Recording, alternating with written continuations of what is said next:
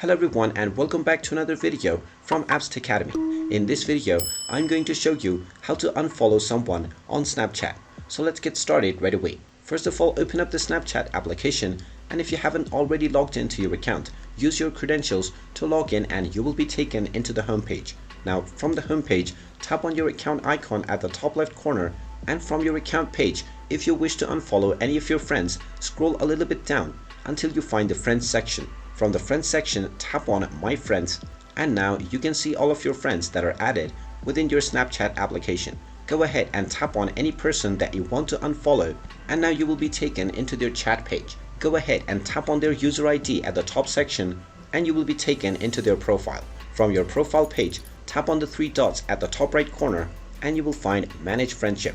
Tap on Manage Friendship, and from this menu you will be able to find the Remove Friend button.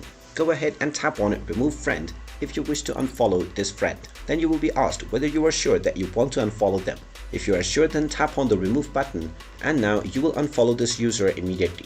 And there you have it. That is how easy it is to unfollow someone on Snapchat. If you find this video helpful, make sure you hit that like button and subscribe to our channel if you haven't done so already.